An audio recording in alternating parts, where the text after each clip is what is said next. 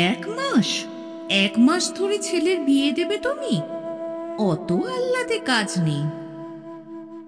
1 মাস ধরে কি আর বিয়ে দেব দিদিমণি? মেয়ে খুঁজতে হবে তো। ও বাবা, এখনো পাত্রী খোঁজা হয়নি? তবেই হয়েছে। রেখে দাও ওসব কথা। তোমার ছেলে নিজে বউ খোঁজা জোগাড় করে রাখুক, তুমি গিয়ে বিয়ে দিও। আমাদের ওখানে ওসব শহরে চাল চলে না দিদিমণি। মাসখানেক ছুটি আমাকে দিতেই হবে। হবে তো রাঁধবে কে? আমি এত কাজের মধ্যে সময় পাবো কখন? কষ্ট মষ্ট করে চালিয়ে নেবেন? হবে না আমার দ্বারা। যাবে তো একেবারেই যাও। মনের সুখে দেশে বসে বৌমার হাতে রান্না খাওগে। আর আসতে হবে না, অন্য লোক রাখা হবে।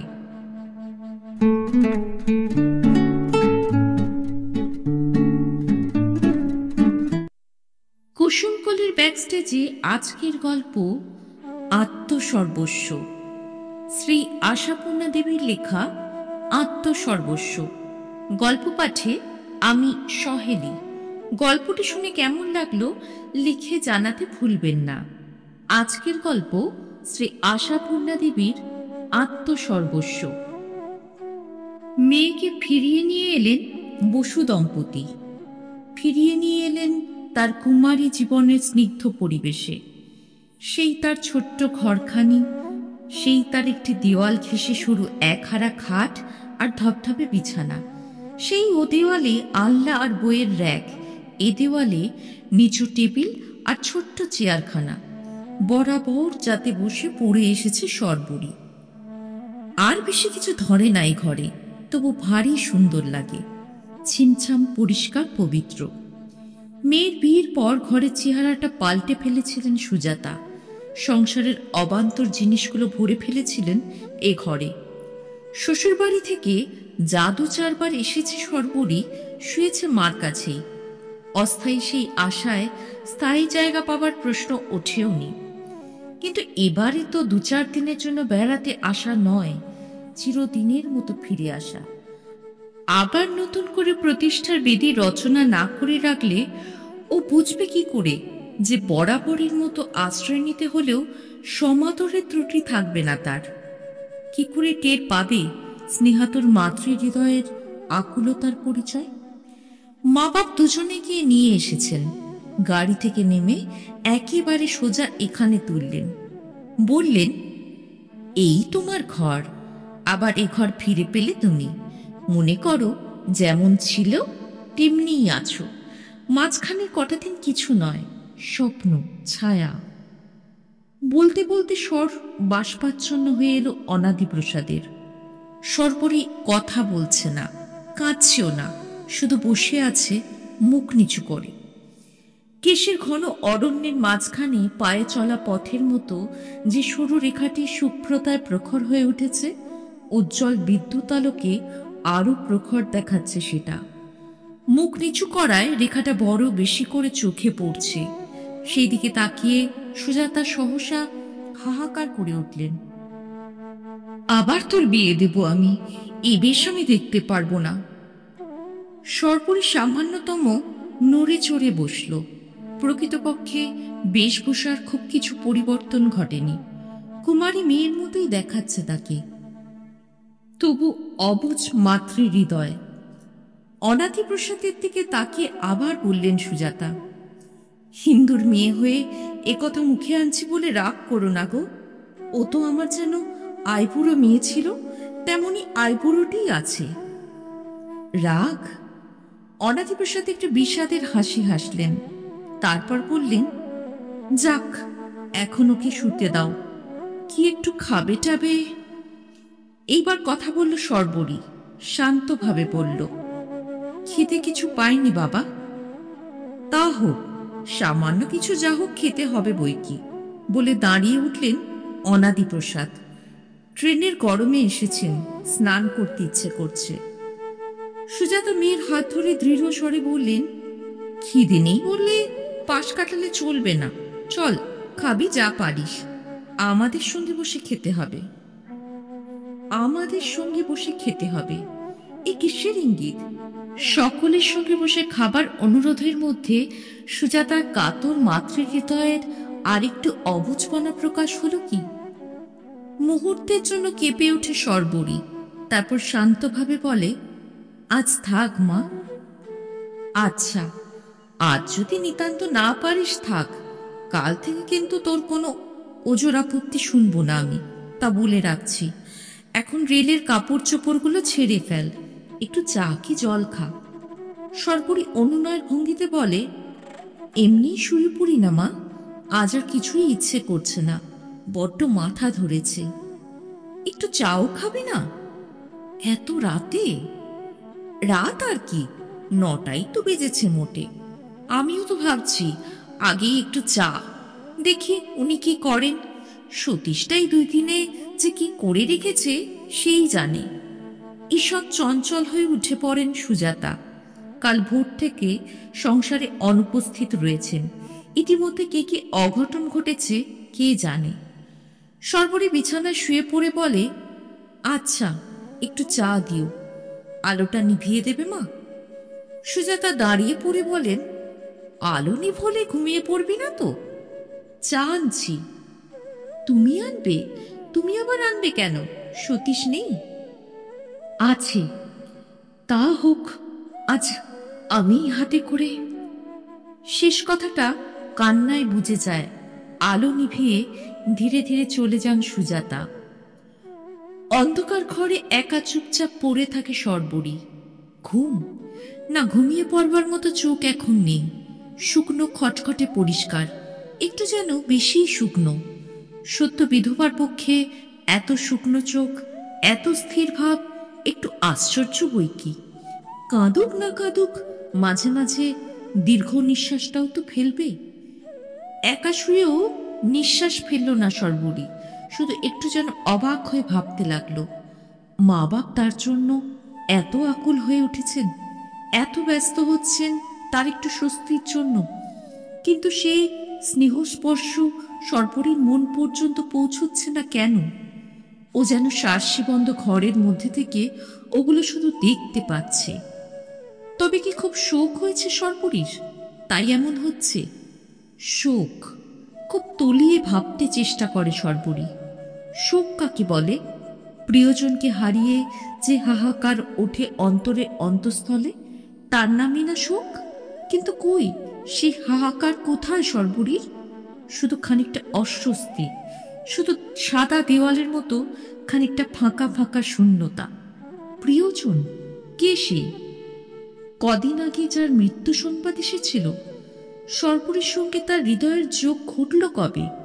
বরং যে কদিন সেই লোকটাকে উপলক্ষ করে সর্বরীকে নিয়ে শোকের সমারোহ চলছিল, রীতিমতো বিরক্তি বোধ করছিল সর্বরী।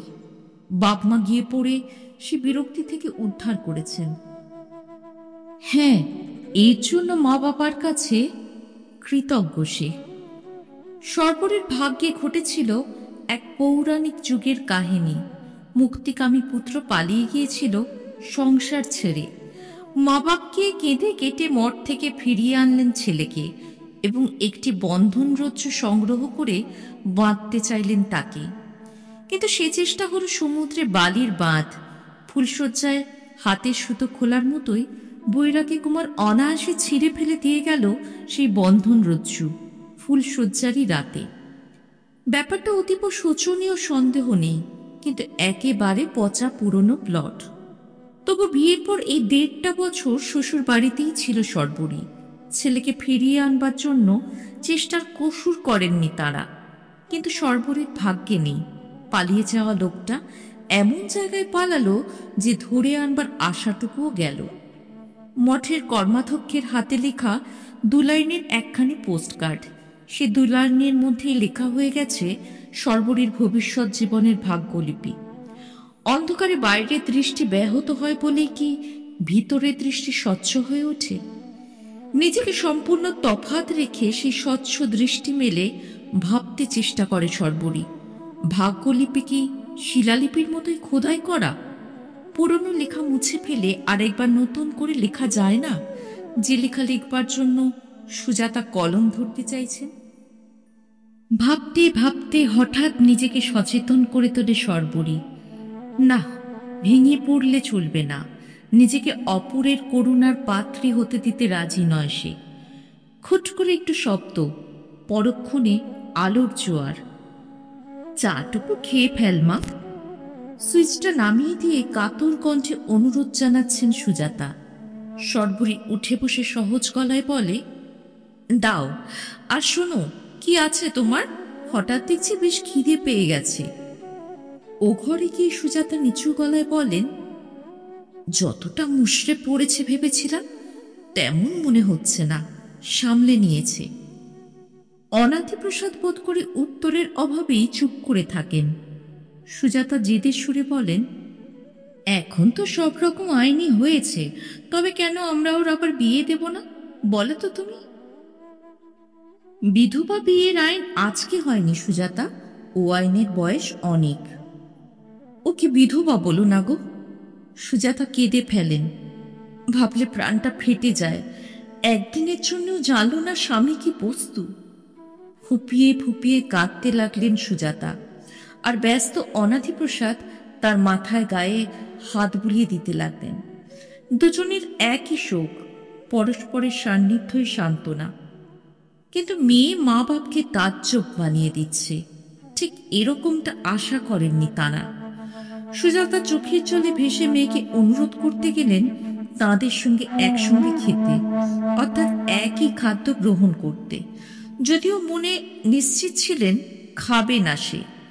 খাবে না বটে, তবে শোকাবহ একটি করুণ দৃশ্যের অবতারণা অবশ্যই হবে। কিন্তু সর্বরী কিনা মায়ের প্রস্তাবের উত্তরে দিব্যি কড়কড় করে হেসে উঠে বলল, রক্ষে করো মা, আবারও সব ঝামেলা কেন? বিধাতা দয়া করে যখন নিষ্কণ্টক করে দিয়েছে, তখন আর তোমার ওই ইলিশ মাছের কাঁটায় ফেরে পড়তে চায় না। কোষে ঘি দুধ খাওয়াও না, খেদ মিটে যাবে। পড়ার বেলাতেও দেখা যায় শুধু সাদা শাড়িগুলোই পরে।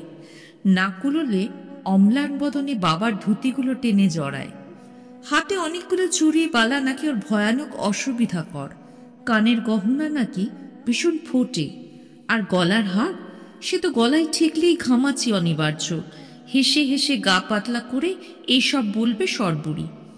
তবে কোন অবকাশে কাঁদবেন সুজাতা? অথচ এত বড় একটা শোকাবহ ঘটনা ঘটে যাওয়া সত্ত্বেও কাঁদতে না পেয়ে হার্টের অসুখ ধরে যাচ্ছে তার। সান্ত্বনা দিতে বাড়িতে যারা আসে তাদের কাছেও সেই কথাই বলেন সুজাতা। কাঁদতে না পেয়ে পেয়ে বুকের ব্যামো জন্মে গেল ভাই। ভয় কাঠ হয়ে যাচ্ছি ও হতভাগেও হঠাৎ একটা শক্ত রোগ না বাঁধিয়ে বসে। এত চিপে চিপে থাকলে। আগন্তুকা হয়তো সসংকোচে বলেন, অবশ্যই ভাব ভালোবাসা তো জন্মায়নি তার সঙ্গে, মানে ততটা। সুজাতা ক্ষোভের হাসি এসে বলেন, সে না হয় বুঝলাম, কিন্তু ওর জীবনটা যে ছাড়খাড়ে গেল তা কি বুঝছে না ও? নিজের ভবিষ্যৎ যে শূন্য হয়ে গেল তা কি ভাবছে না তলে তলে? খুব চাপা মেয়ে তাই। বলা বাহুল্য, অপর ব্যক্তি সংকোচে নত বদন হন। একটু বিশেষ অন্তরঙ্গ কেউ এলে চুপি চুপি তার কাছে গোপন ইচ্ছা ব্যক্ত করেন সুজাতা। বলেন, ওর এই যোগিনী মূর্তি আমি আর দেখতে পাচ্ছি না ভাই। আবার যদি আমি ওকে সংসারী করতে চাই, তোমরা কি আমায় সমাজে ঠেলবে? ঠেলবো এ কথা অবশ্য বলে না কেউ। অতঃপর তাদের কাছে আবেদন জানান সুজাতা এটি হৃদয়বান উদারচিত্ত পাত্রের সন্ধান দিতে। হিতৈষী আত্মীয়েরা কাগজে বিজ্ঞাপন দেবার অথবা পাত্রপাত্রের কলম খুলে দেখবার পরামর্শ দেন। শিশিরটা হয় মাঝে মাঝে, কিন্তু অনাথিপ্রসাদের অজ্ঞতার ফলে প্রথমটা আর হয়ে ওঠে না। তিনি জানেন না খবরের কাগজের অফিস কোন মুখ, আর তার কোন দরজা দিয়ে ঢুকতে হয় বিজ্ঞাপন দিতে। আর দরকারটাও যেন ফিকে মেরে আসছে ক্রমশ। সর্বরী জীবনের শূন্যতাটা ধরাই পড়ে না। হেসেই আছে মেয়ে। এদিকে আবার মেয়ের দুর্ভাগ্যের চিন্তায় কেঁদে কেঁদে আর কাঁদতে না পেয়ে পেয়ে সুজাতার হার্টে যে দুর্বলতার সৃষ্টি হয়েছিল তার প্রকোপ বেড়েই চলে। কাজে সর্বরী শূন্য দিন রাতে অনেকখানি পূর্ণ হয় মাতৃসেবায়। দিন কাটতে থাকে, আছে মায়ের সেবা, আছে সংসারের কাজ, চাকর পালায়, ঝি ছাড়ে। সেই অদৃশ্য শূন্যস্থানগুলো এক অমুক অলিখিত আইনের বলে ক্রমশ পূর্ণ হয়ে যায় সর্বরীকে দিয়ে। মাঝে মাঝে মেয়ের কৃষ মুখের পানে চেয়ে পুরনো শোক উতলে ওঠে সুজাতার। মেয়ের হাত ধরে বলেন, তুই আমার যে সেবা করছিস মা, আমি আশীর্বাদ করছি তোর ভালো হবে। পাত্রের খোঁজ আর করেন না, বরং কেউ সে ইশারা দিলে নিঃশ্বাস ফেলে বলেন, আমার কপাল আর ওর কপাল, যখন ব্যস্ত হলাম তখন জুটল না, এখন আর সে খুঁজে লাভ? এখন ওকে নইলে আমার যে একদণ্ড চলে না। তা সত্যিই চলে না। মা বাপ চক্ষে হারা হন। তাদের অবিরত জপমন্ত্র সবু সবু সবু। সবু কোথায় গেল, সবু কি করছে? ভোরবেলা ছোট ভাই দুটোর মুখ ধোয়াবে সবু, জলখাবার দেবে আর জামা জুতো পরাবে সবু, বাপের জন্য ডিমের পোচ আর কফি বানাবে সবু, কুটনো করবে, ভাড়ার বার করবে আর রান্নার ডিরেকশন দেবে সবু, জলখাবার তৈরি করবে সবু, মায়ের বাক্স, আলমারি, বিছানাপত্র, কাপড় চোপড় সবকিছু রক্ষা করবে আর সুসজ্জিত রাখবে সবু। এছাড়া উদয়স্ত মায়ের হাতে হাতে মুখে মুখে সবু। স্ত্রীর স্বাস্থ্যহীনতায় অনাদি প্রসাদের মেজাজ খিটখিটে হয়ে গেছে। ত্রুটি দেখলে রাগ চাপতে পারেন না। তার প্রায়শই তার বহির প্রকাশ ঘটে, যখন তখনই সরবে চিৎকার করেন, এটুকু হয়ে ওঠেনি? সারাদিন কি রাজকার্য হচ্ছে বাড়িতে? 24 ঘন্টা নাটক নভেল নিয়ে পড়ে না থেকে সংসারে এদিক ওদিক একটু দেখলে ভালো হয়। বই ফেলে তরবর করে উঠে পড়ে সবু।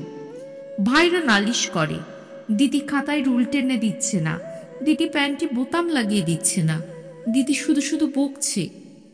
সুজাতা কপালে করাঘাত করে বলেন, আমারও যেমন অদৃষ্ট, বয়স থাকতে অথর্ব হয়ে রইলাম, নইলে সংসারে এই অবস্থা হয় না? তোমাদের এত দুর্গতি হয়?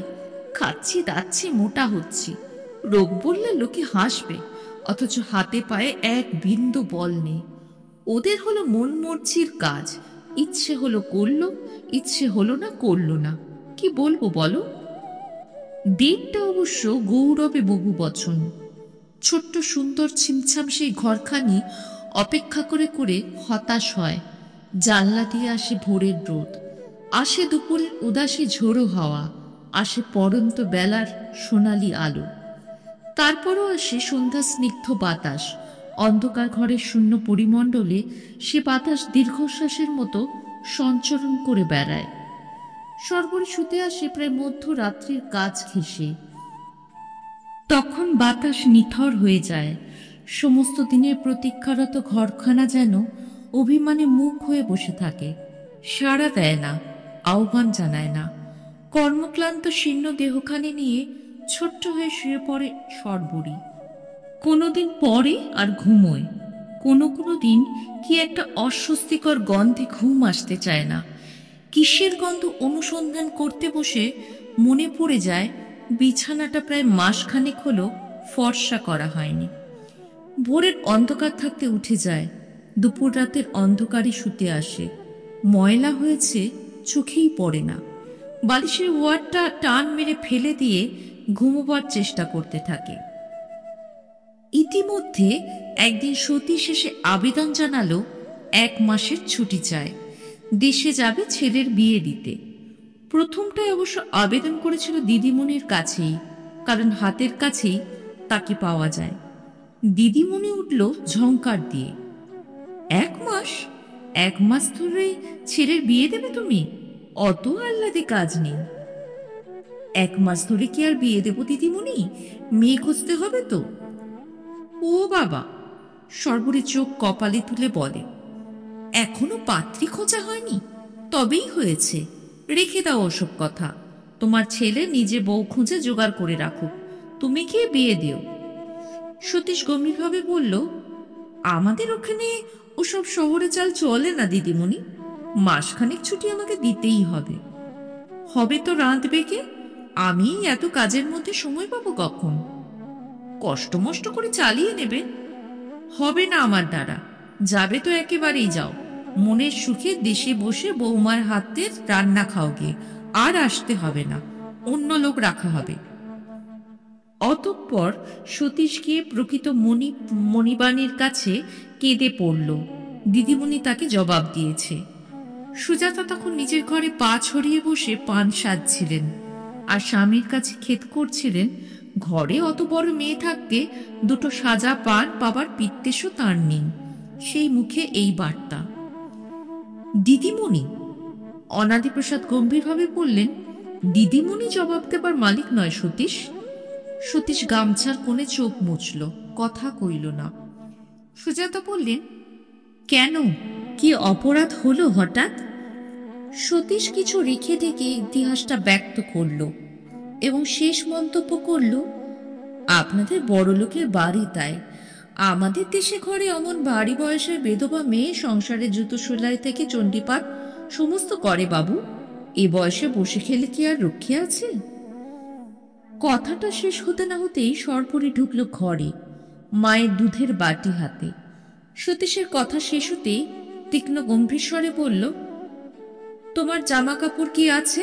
নিয়ে বেরিয়ে যাও সতীশ, বেরিয়ে যাও বলছি, 1 মিনিট দেরি নয়, ওঠো। থতমত সতীশকে থো করে অনাদিপ্রসাদ বললেন, যাও বললেই কি আর যাওয়া হয়? হয় বই কি বাবা। সতীশ, আর 1 মিনিট নয়। সর্বরী বলে। সুজাতা ভারী মুখে বলেন, তেজ দেখালেই তো হয় না, তোমার তো ওই গতর, লোক এখন জোগাড় করে কে? সর্বরী আশ্চর্য রকম শান্তভাবে বলে, জোগাড় করতে হবে না মা, ও কাজটা আমিই চালিয়ে নেব ভাবছি।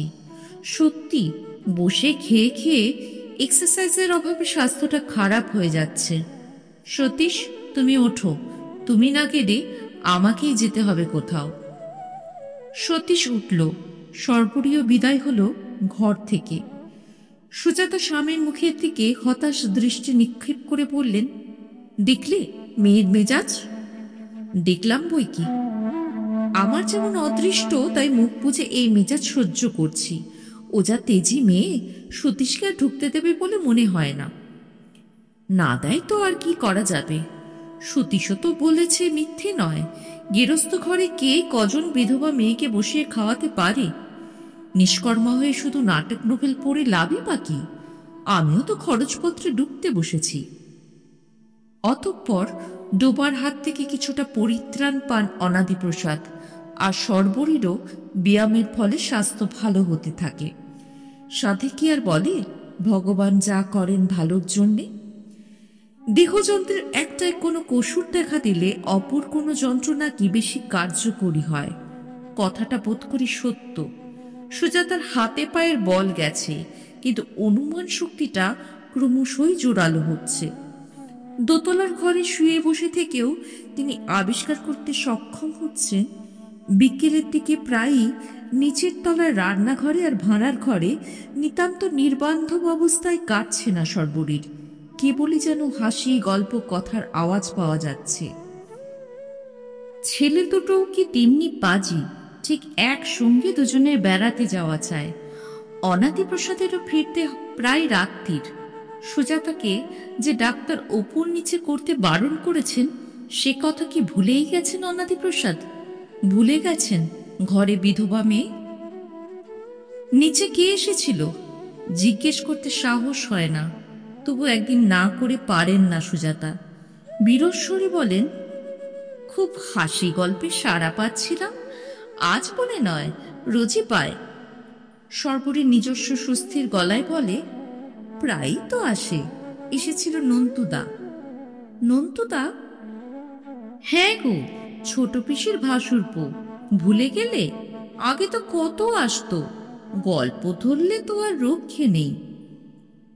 আসে তো, এসে নিচে থেকে আড্ডা দিয়ে চলে যায়। সুজাতার কণ্ঠ হতে যে রস ঝরে, সেটা আর যাই হোক মধুর সমগোত্র নয়। সর্বরী মুচকি হেসে বলে, বলি তো, বলে ওরও নাকি হার্টের অসুখ, নিচে থেকে ওপরে উঠতে ইচ্ছে করে না। তা রোজ আসবার দরকারই বা কি? তোমার সঙ্গে এত কিসের কথা? সর্বরীর নিজস্ব ভঙ্গিতে ঝরঝর করে হেসে ওঠে। শীর্ণ মুখে হাসিটা আর তেমন সুন্দর দেখায় না, তবে হাসির সুরটা এখনো বাজনার মতো বাজে। হেসে হেসে বলে, ওর কথার কি আর মাথা মুন্ডু আছে? চিরকেলে পাগল। বলে, তোমারও পর নেই, আমারও এ যাবৎ বউ জুটল না, জোড়াতালি দিয়ে একটা সংসার কেটে ফেললে কেমন হয়? সুজাতা হাটের অসুখ ভুলে দাঁড়িয়ে উঠে বলে, কি বললি? এই কথা বলেছে ও? শুধু আজ কেন, রোজই বলছে তো। সেই অপমান হজম করে তুই হেসে হেসে বলছিস সেই কথা? অপমান আবার কি? সর্বরী মাকে ধরে আবার খাটে বসিয়ে দিয়ে বলে, উত্তেজিত হচ্ছ কেন শুধু শুধু? অসুখ বাড়বে যে, এতে অপমানের কি আছে? আমার হাতের রান্নার সুগন্ধে নাকি ওর মন অস্থির হয়ে ওঠে, তাই? ও, ভিতরে ভেতরে তোমার এই? ওপরে ভিজে বেড়ালের মতো হাত শুধু করে থান পরে বেড়াচ্ছ? লজ্জা করলো না? লজ্জা করলো না সে হতচ্ছাড়া বজ্জাতের ইয়ার্কির কথাটা মুখে আনতে? হা ভগবান, এই তোমার মনের ভাব, আর তোমাকে আমি বিশ্বাস করে নিশ্চিন্তে হয়ে বসে আছি? কি মুশকিল! সর্বরী বসে পড়ে বলে, ও তো আর আমাকে নিয়ে পালাতে চায়নি, ভদ্রলোকের মতো বিয়ের প্রস্তাব করেছে। আমিও ভেবে দেখলাম, রাজি হতে দোষ কি? তোমরাও তো খুঁজেছিলে এমনই একটি উদারচিত্ত হৃদয়বান পাত্র। এতদিনে যখন জুটেই যাচ্ছে। সুজাতা ধপাস করে বিছানায় শুয়ে পড়ে বলেন, মেয়ে সন্তান এমনই অকৃতজ্ঞই বটে, আত্মসর্বস্ব, স্বার্থপর। সর্বরী অমায়িক হাস্যে বলে, সে কথা ঠিক মা, শুধু মেয়ে সন্তান কেন, মেয়ে জাতটাই।